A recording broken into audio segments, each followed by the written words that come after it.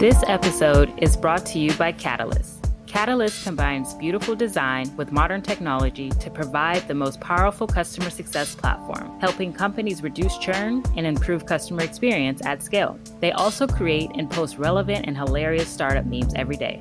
So check them out on LinkedIn or at catalyst.io. Hello, everyone. Welcome to season 2 of Unapologetic, a podcast dedicated to giving women of color a voice and an opportunity to share their journey with the world. My name is Kalina Bryant, and I'm the founder of Unapologetic, and I'll be your host for today. As you all know, here at Unapologetic, every guest speaker here has a platform to highlight themselves. They can be unapologetic about their success, struggles, accomplishments, failures, you name it. The platform is yours. And with that, I am super excited to introduce our next guest speaker, Ty Heath, the Director of Market Engagement at LinkedIn, the former president of LinkedIn Black Inclusion Group, and the co-founder of LinkedIn's annual Transform Her conference. And she is the author of Marketers of Tomorrow, a step-by-step toolkit for inbound marketing. Ty has chosen to pursue a career in the intersection of technology and business because information is inspiration and action and is a catalyst for transformation, particularly in markets where a lack of information leads to people and communities being left behind. Marketing is uniquely positioned to shape how people think and should position themselves for a creative, positive change. Ty, y'all, is impressive. I'm super excited to have her here. She is going to highlight her journey on how she created her own seat at the table. Without further ado, welcome, Ty. Thanks for having me. I love that. I love that. Yay! I'm in awe with you. Right. I'm so in awe with you. We met, a few months ago now, and I got a chance to see you in person in New York City. And I just think that your aura, your energy, everything that you're doing, you are just prime Black excellence. And I'm just grateful to know you. And I want people to just know your story, because when you walk into a room, Ty, you shine. When you leave people, you make them feel like they can take over the world. And we need more of that. And I want to kick us off by highlighting, how did you carve your journey and how did you get the presence that you have right now? Back at you. And thanks for doing what you do to have these stories out in the world and get people connected. So really appreciate that. My journey, how did I carve out a path? So I think as we think about our journey, I'm still on the journey. So let's be clear. We all it's like, I call it the mountain with no top. We're always climbing something, but right. It's really brick by brick over time. One of the biggest lessons for me over the past couple years is things don't always happen when you expect them to, but if you keep showing up and if you keep being consistent about how you deliver, then ultimately that thing that you're dreaming about will be a reality. And so for me, it's not so much about the carving of the path as it is about how I've been or how I think about showing up on the journey. Because I think that how you be leads to what you do and the actions that you take. So,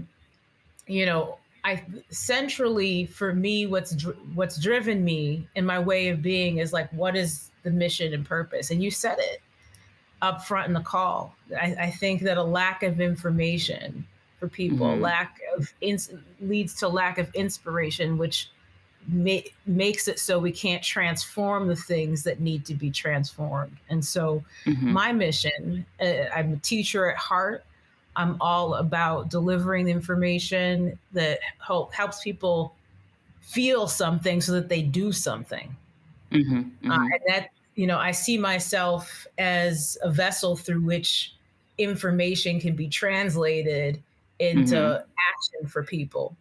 Right. And, I think you have to make a decision also. Who are you going to be? How are you going to show up? And I've decided that I'm going to be a leader.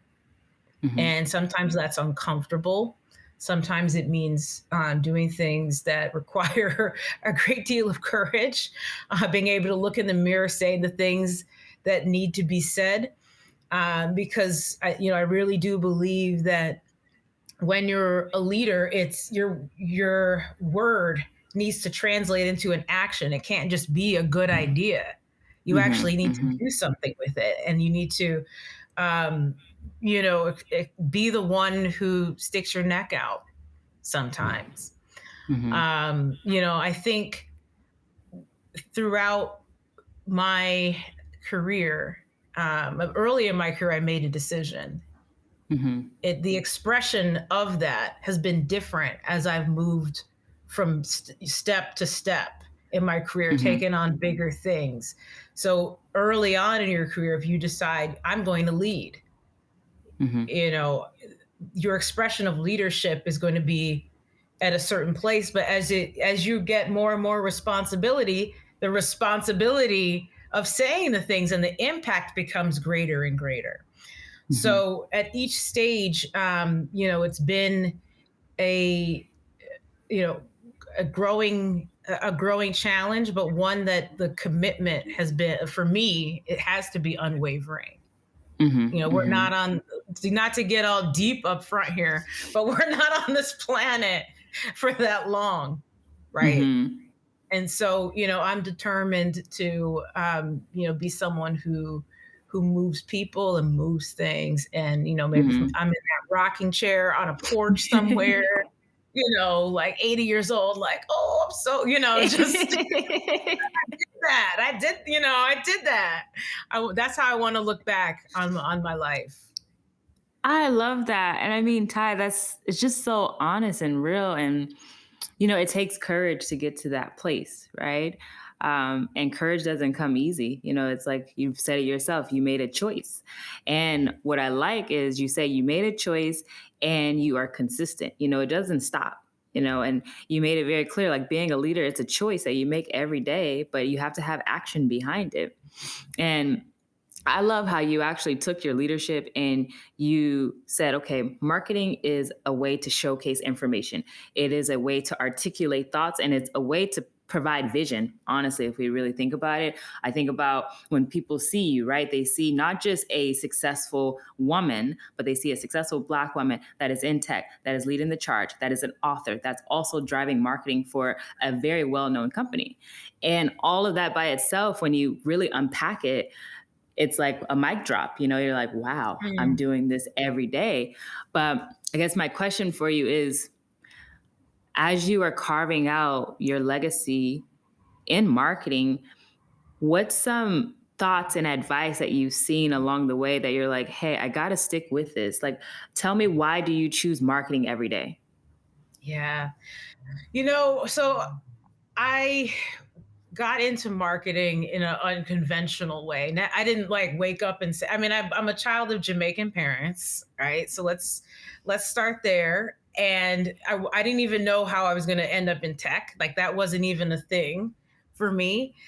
I actually um, wanted to go into politics. Hmm. I went to Georgetown University undergraduate, and did all my internships were in like the space of like government and the intersection of government and technology, but never really thought about marketing and tech. But at the core of what I was thinking about what I would do, it was always, and then politics is very much about this. Unfortunately, not today, it's kind of in a stuck place. But Hmm. what politics is about moving people and moving things forward and moving society forward. And Hmm. so for me, it was actually my track and field career that took me out to the Bay Area. I was a top performing 800-meter athlete when I graduated from Georgetown with dreams of trying out for the Olympics. And so this is like back in like 2003, 2004. I moved Wow. out to the Bay Area. It landed at Stanford University, which was like, right in the heart of Silicon Valley, and was training at Stanford track.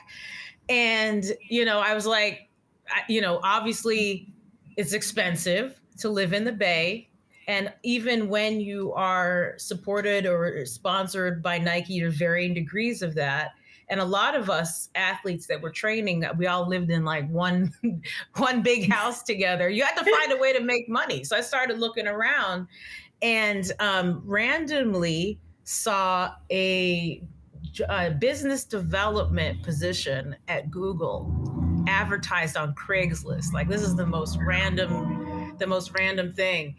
Applied, and with Uh-huh. no marketing experience, had to or experience in like tech, had to convince the leader that I was going to be able to deliver on it. So somehow she had faith in me, and that was what introduced me to the world of digital marketing. Mm-hmm. What I saw, similar to politics, was this potential capacity to communicate messages at scale through Mm-hmm. this medium. Mm-hmm. And I'm a big believer in the power of words. I think it is one of the most powerful mediums for transformation. It's a marketplace of ideas that leads people to think differently, Mm-hmm. that translates into action if Mm-hmm. you can motivate people and Mm-hmm. influence them through that. So I Mm-hmm. saw marketing as a medium for, and as I say, a catalyst for Mm-hmm. transformation. And Google was actually the first place where I started to see, from a tech standpoint, like what the potential of digital marketing and digital Mm-hmm. conversations actually offered, not for like a local thing, but to really think about how can we reach people globally? How can you Mm-hmm. connect like-minded people globally, or people that can rally around a cause or an idea, or collaborate to build on an idea to make it stronger?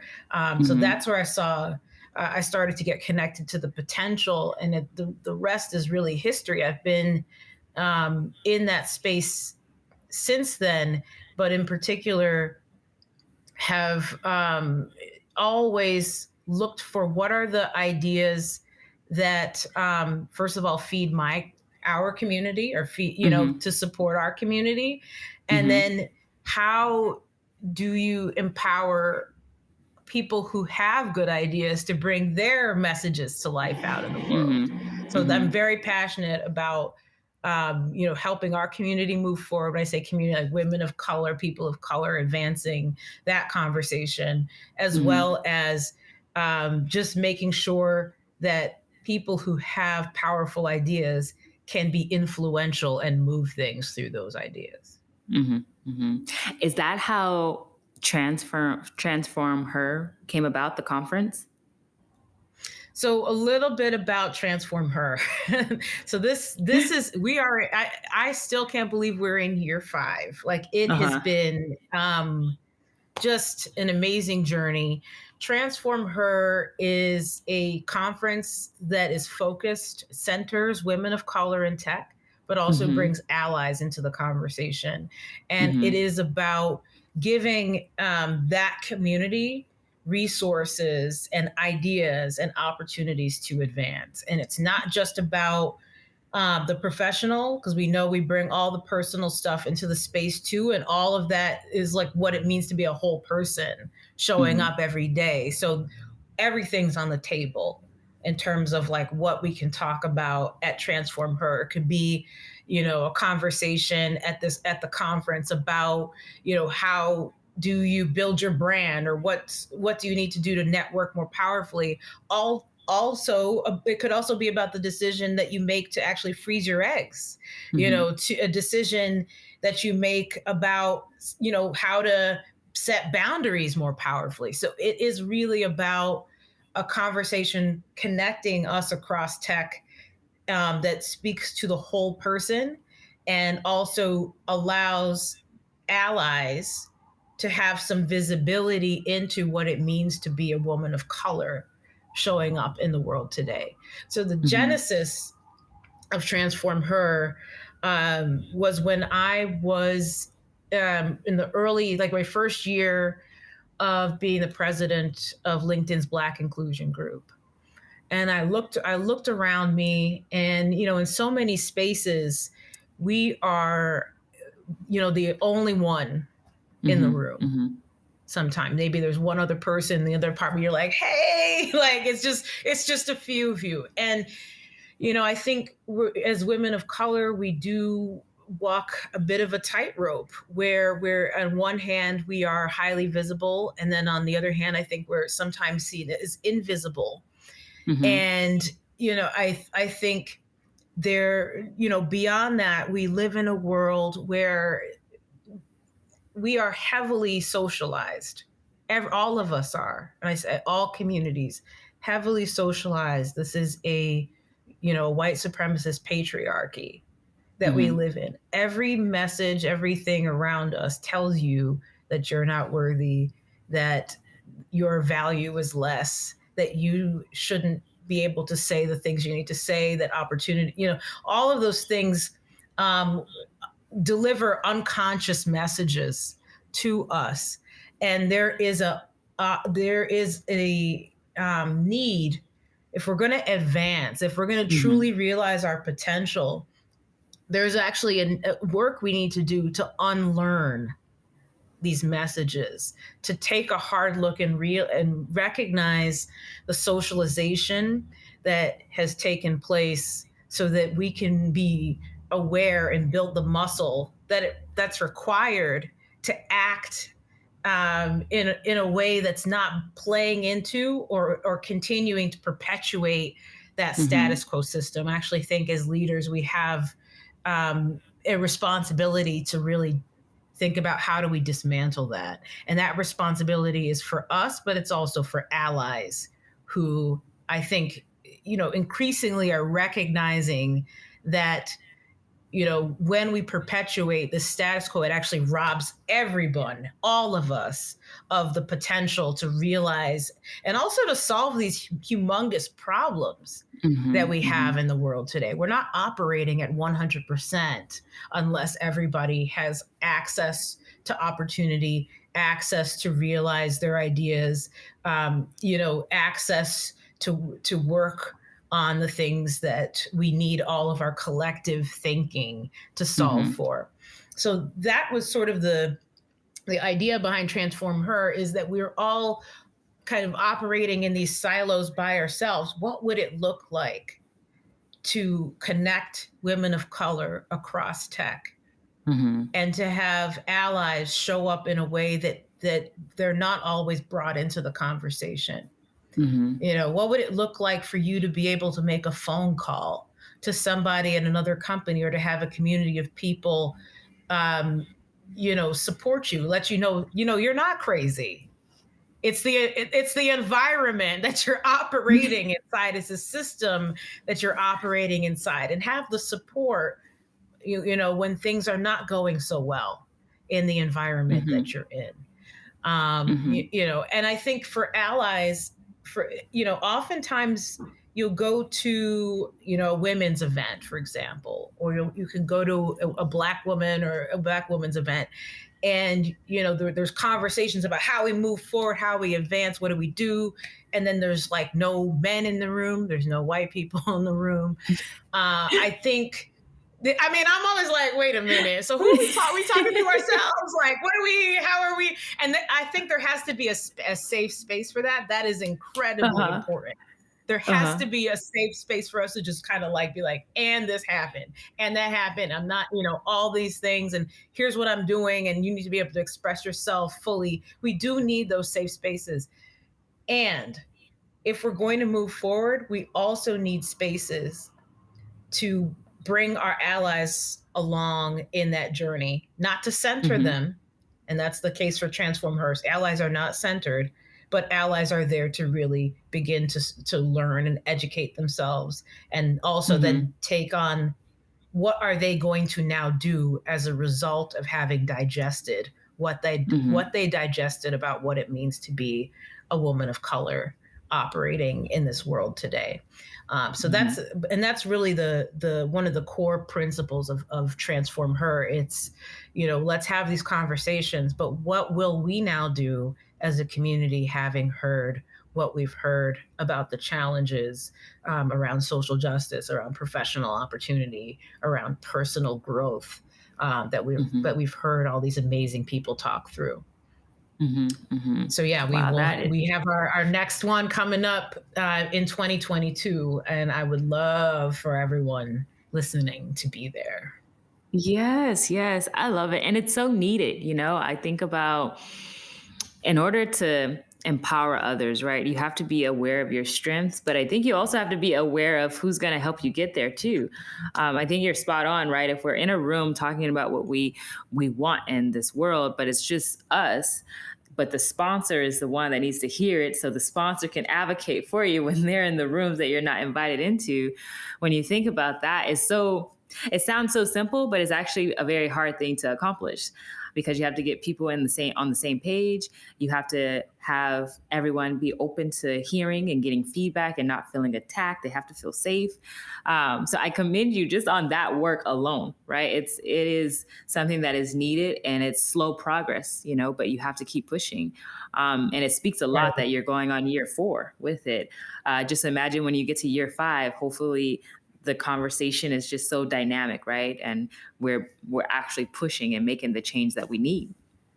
Absolutely. Yeah, this is the season of organizing, folks. Like I'm all about like Yeah. let's not, let's not be doing things by ourselves. Like when Right. we feel stronger together. All of those taglines, like it's so true though. Like when you think Hmm. about how people realize their potential, I'm proud of what I've been able to accomplish. Whether it's writing the book, I won a leadership award. I'm considered a top 50 B2B marketing influencer. But guess what? That didn't happen by myself. So I think, there's often, conversation about like what we do independently. But in everything we do, I think there's an opportunity to think about who's with you. Look into your right and your left, not always just Hmm. up, but like your sisters on that journey, your brother, who else is coming with you. And once you're in, how do you then open the door for other people to also come through? I think we need to put each other on so much more. Like there's so many Hmm. things when we think about like just being conscious consumers. What are we buying? Let's think about Hmm. who are we buying from. Let's think about, you get an opportunity. Who else can you introduce? Hmm. So Hmm. I think we should make a conscious effort there and be thinking like, don't roll alone as you move Hmm. through things. It's more fun anyway. Yeah, and it's nice when you can celebrate, right? I think Mhm. you don't want to celebrate alone, right? And you also don't want to celebrate with people that don't have your best interests. Oh, And I think that yeah. Ooh, yeah. We've had that conversation about like we got to keep it boundaries real, and like right? making sure that you, yeah. You have to, I mean, you were spot on, right? You said this is the year to get organized, but I Mhm, think organization is like the peak of it, right? But getting organized in mhm, what you need, if you're going to find success, right, you need to get organized on who's your tribe, right? Who's going to be in that group. You need to get organized on, okay, you're right here, but where do you want to go, and what's the pieces that need to be put in place to get there? And then you have mhm. to be organized mentally too. And I think make sure Right. you understand self-care and like check yourself. And then I think Mhm. you have to be organized on boundaries. We don't like talking about boundaries. It's intimidating, right? Like when you have to tell someone, I don't like it when you do this. Can we just stop? It's anxiety, Yeah. right? You're over here sleeping, repeating, okay, I'm going to say this, practicing in the mirror just to have your own safe space. But it is so crucial. And I think that you having the confidence and also the awareness to know how to organize where you want to go is the first step to your success, right? The sky is Mhm. really the limit. And I think that even though you've accomplished so much already, I want to know what the next 6 months looks like and the year after that, because you're not stopping. It seems like you have the methodology down pat, right? Like you know what works for you and you know how to keep pushing even when things aren't, even when you don't know, like even when it's uncertain. I think that if you have your Mhm. foundation and your principles, you could reach the sky. Nothing's Yeah. really impossible. Yeah. Yeah. I think, absolutely. I want to touch on something you said because I think, centrally to being able to take on bigger and bigger challenges is the conversation of self-management and Mhm. how you react to people, challenging situations, crazy bosses and coworkers, and other people, family situations that you come across. You can count on that things are going to be tough here and there. Mhm. You can count on that things will always change. You can count on things being uncertain. So, what are you doing to invest in, first of all, your own well-being, as you said, right? Taking Mhm. care of yourself, but also self-management. You know, when in this and more increasingly, I guess, uncertain environment that we're talking about, what kind of context do you put on a Mhm. challenge when it comes across your path, and are you doing the work of letting go as things come across, reframing for yourself, remembering your worthiness, setting part of understanding your worthiness is setting boundaries and being clear Mhm. about what you accept and what you will not accept in your life. But it's also about how you process information and realizing that you're not your feelings. The Mhm. things that come across your path, like the letting the feeling pass through you instead of being reactive to it, Mhm. and just Mhm. being like a conscious leader of yourself as these Mhm. difficult situations come across. That's something I've been working on for years.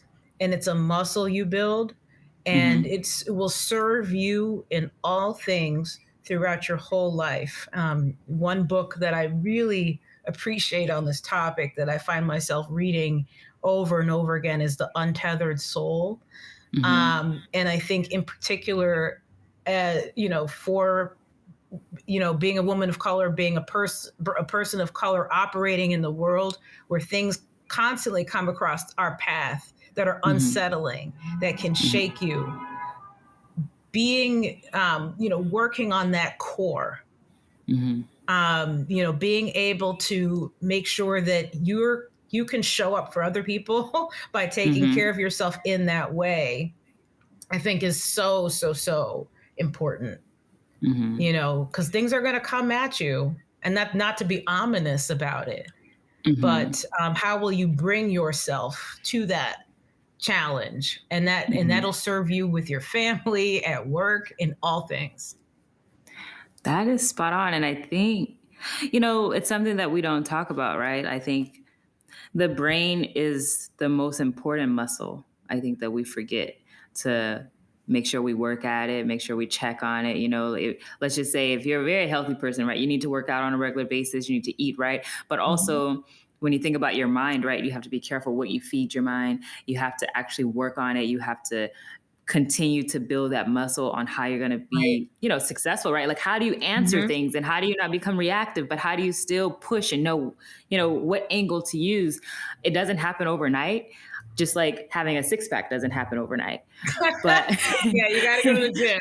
You can't. and also just like in general, it's Mhm. like you come from a track background, right? So it's like if Oh, you don't keep yeah. going, if you don't keep practicing, those numbers drop down a little bit. Not because you're not It's- excellent, but if you didn't Mhm. keep it up, if you didn't nurture it, if you didn't keep the muscle going, you lose it. That's so true. That's so true. And I mean, like, think about anything difficult we've ever done. It When you first did it, it was like, what in the how and the what, and it just feels impossible. And then fast forward, you look back on that thing, and it's like second nature to you. So Hmm. that's just about anything you choose to take on will seem that way up front. I look at Serena; she didn't do just one swing of the racket and became, Serena Williams. She's been doing forehands and backhands and like all angles for years. Now it's second nature to her.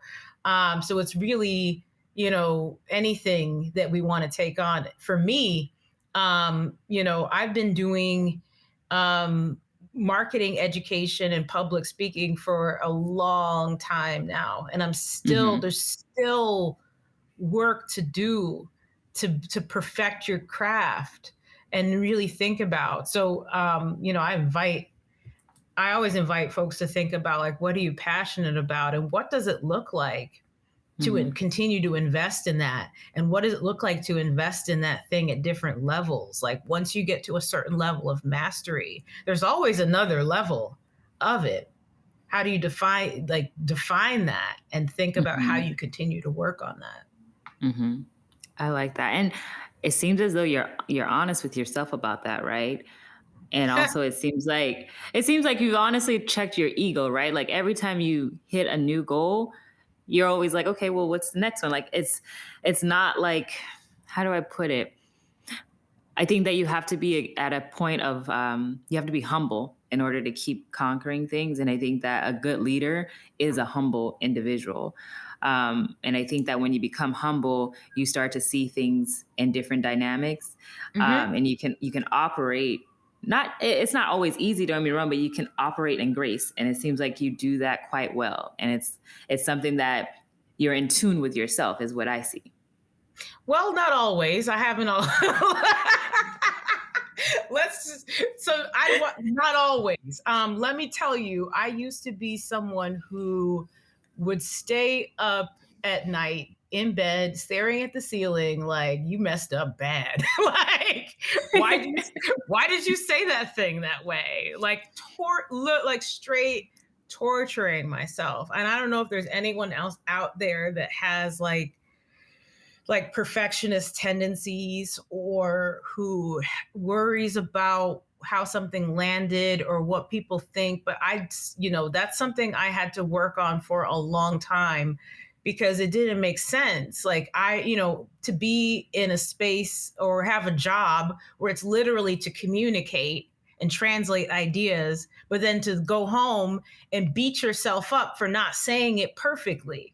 So I don't know if anyone else is feeling that, but I had to do a serious amount of work to recognize that, regardless of how something lands, I think it's like shifting context around how we see failure, or how we see Hmm. something not being as good as we want it to be, to recognize like there's a journey, and that failure to do something the way that you think it should be done doesn't mean you're a failure. It means you failed to achieve a desired outcome. It's a different, and then the question then becomes not you can analyze the failure, but it's really like, what's the next action I'm going to Hmm. take?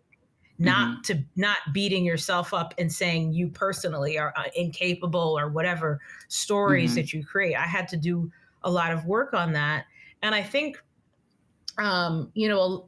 for women in general, and I don't want to speak broadly, Hmm. but I think a lot of women deal with this with just a sense of like, worthiness. Like, can you say the thing? Who are you to Hmm. say the thing? And Hmm.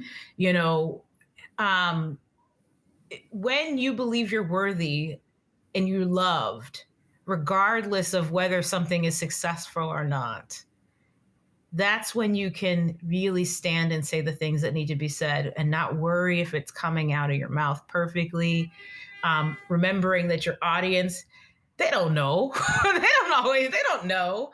Um, so to let that go, because the real freedom, when you can speak and when you can act with real freedom, people feel that, the authenticity of it.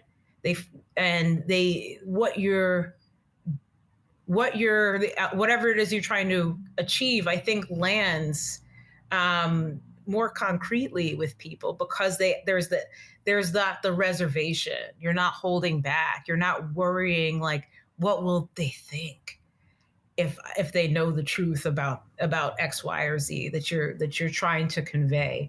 So Hmm. I haven't always been this way, and I'm still on the journey. Hmm. I'm definitely still on the journey, but I think, if you are going to be, someone who, wants to lead on Hmm. anything, Hmm. that is what is ahead. Hmm. We have to learn to let go. We have to shift our context on failure. It's not that's a failure. It's a part of the journey of getting stronger. It's like it's how you go to the gym. It's how you get the six pack and like whatever, to continue with that metaphor. It's how Mm-hmm. you get the Serena championship thing. There are ugly moments, and there have been some Mm-hmm. ugly moments for me. And I'm not afraid of them the way I used to be. Let's put it that way. Mm-hmm. Mm-hmm. Oof. That, I mean, you just tackled. So, from what we all know, that this series is about awareness to empowerment. And it seems as though when you started trusting yourself and navigating just in general your life and taking ownership of it, it seems like you broke down of the not being feared or afraid, like things are always going to be a little difficult, right? But now it sounds like you're up for the challenge. That's the thing. And part of Yeah. that awareness to empowerment is, when I wasn't aware of my gifts, I was a little afraid. I was a little afraid of what was going to happen. I hear it, right? Where before you were aware of what you brought to the Mm. table, you can say, I would sit at home at night and be like, oh, I replaying things over and over. Like you could change it no matter Right. how many You're times. gonna lose your job, Ty. Like, why'd you do that? Right? Why'd you say that? Like, But oh now I no. Yeah. hear you saying it's not about losing a job now. It's all about, I'm going to freely speak my mind in a passionate way, right? It's something that needs to be said, right? And instead of just holding it all in, you can intellectually talk about where you want to be and some things that might need to be worked on, right? And I think that that's the empowerment stage that you're Mhm. in. And it doesn't happen overnight. I'm not saying that, hey, overnight you're going to read this book and then boom, you're going to just like not fear anything. But I think it comes with Right. No, trials and and it's always there a little bit. And we have to be right. you have to be responsible. And like, Hmm. like I'm a marketer. We work in tech. We Because we have the capacity to do things at scale means that we have to even be more thoughtful and responsible about the Hmm. words we're using, the way we're talking about audiences, the messages we're delivering. We're Hmm. socializing large numbers of people. And, Hmm. so regardless of whether you're talking to a large number of people, we always have to be responsible for the impact that we Hmm. have on other people. So that's like, I'm not saying let's be reckless out here. We have to be responsible, but there's also, I want to be able to look at myself in the mirror and say, Hmm. like, in that moment, I said the thing that needed to be said. And, I also, part of that, going back to the worthiness conversation, was like, I had to accept myself for all the things I am and the things that I Hmm. am not. Hmm. um part of that is like knowing, like, these are the things I'm strong at. I know, and I'm embraced the fact that I am I'm a curious person. I Hmm. like to ask questions. I probably like to in the level of like an investigator. That's how annoying like I am with like I'm like, what's the question? Question. I'm asking questions. I'm thinking about what is the question we should be asking here? How do we get to the central point? Hmm. And what then needs to happen, like to answer the question, like how do we need to convey something that gets the answer, like that to me comes very naturally. And I love it.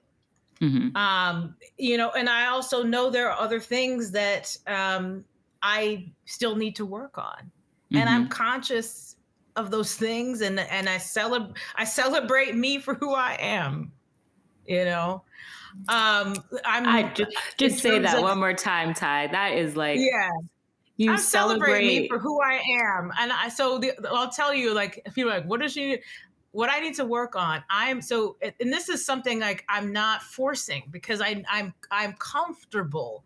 I am an, I, so a lot of people are like, wait, Ty, so you're an introvert? Yes, I am. Like, I'm comfortable at home, like reading my books, doing my thing. Um, Sometimes I think I'm like, oh, I wish I was like that person who was like uber social and everybody like was like loved, like doing all the things. That's not me. I do love a good party, but I like more intimate things, and I get my energy and I recharge from like doing, just being connected and like reading my book and sometimes needing to be by myself. I've embraced that. I'm no longer fighting the fact that I'm not that person who can be out there and talking, but I admire it so much in other people. And I love working with those types of folks because they complement me. We have complementing energies, and so I think once you accept and embrace yourself for who you are, it enables you to find other people who then complement your energies. And that's how you build teams.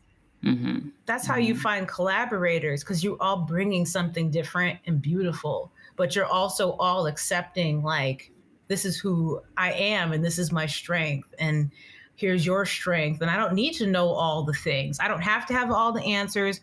I don't need to know how to do everything. There was a really amazing principle I heard. It was like I think it was like in a podcast or book, but it was saying the answer to like making progress or finding help for things you don't know is who, not how. Who is it? Who is it that can complement you with the thing that you don't have? Find the person and talk to them. They've been there before. You don't have to like go, do all the things, build up from scratch, especially if that's not something that's natural to you. That is spot on. You right on it. That one is definitely spot on. Before we close out though, you have dropped so many wonderful jewels, Ty. I definitely want to ask you though, as we are scoping out our own manual, especially for women of color trying to navigate these different industries and businesses, what is some advice that you would like to give them to find success and just navigate to success?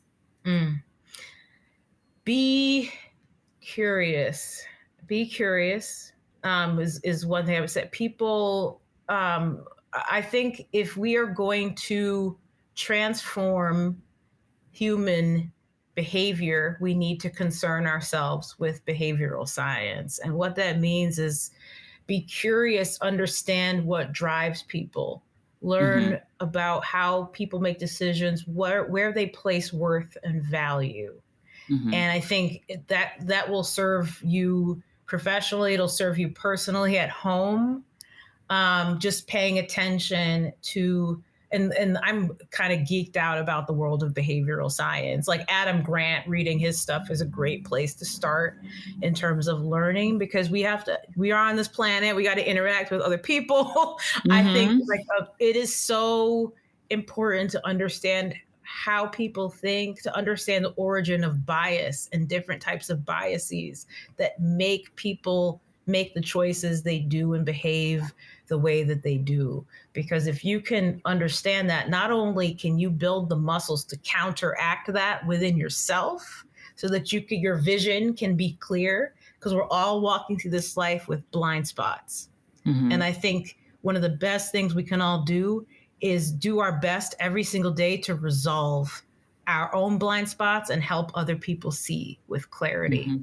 And that means being curious and doing the work to understand, how do people think, what motivates them to action, and how can you influence them to make an action that makes things better for all of us. I like that, definitely. Well, before we close out, what is next for you? How can people get in touch with Ty? How can they order your book? How can they also participate in Transform Her conference? How do they know you? How can they just be a part of your community? Yeah, so I'm working on some things, obviously Transform Her, I would love for everyone to attend. Please connect with me on LinkedIn. That's the best way, because I will be posting about it heavily. I'm Tyrona Heath on LinkedIn. I'm at Tyrona on Twitter and Tyrona Heath on Instagram. So that's the first thing. I would encourage everyone to join us there. I am working on a couple other projects, including a book. And we've doing some research on marketing at the intersection of diversity. I do like a good mashup. And this particular body of research is looking at the question, if diversity is good for business, why aren't people buying? And it looks at how we can apply marketing and behavioral science to furthering the case, and how what role marketing and communications professionals can play at advancing the case. So I very excited and proud about that. So look for that in the coming year. I'm going to be talking about that all year, because I think it's so key to advancing, for our community. And other than that, like I'm hoping things get better from this pandemic standpoint. I really want to see people in person again. Right. So I'll be looking for opportunities. There are a number of different events that we're hoping to put on in different places. So I mean, point being, connect with me. And I'd love for us to come together. Like I said earlier, I don't roll alone. I'm all about community. Like, how do we do things together? So do feel free to reach out. Also, if you think there's something that I can support you with, I welcome that. See, there we go. Already helping, right? And I like what you said is it's all about a community. And I think that for us all to find success, we need to lean into these communities. We need to build our own tribes and we need to work together. And with that said, as you all know, Unapologetic is a space for people to have a safe space, for them to highlight their journeys, for them to teach the next generation, for them to navigate and really showcase the manual to success. If you like what you hear, please subscribe and stay tuned. But thank you so much, Ty, for everything that you do. Thanks for having me, and thanks for what you do. Of course.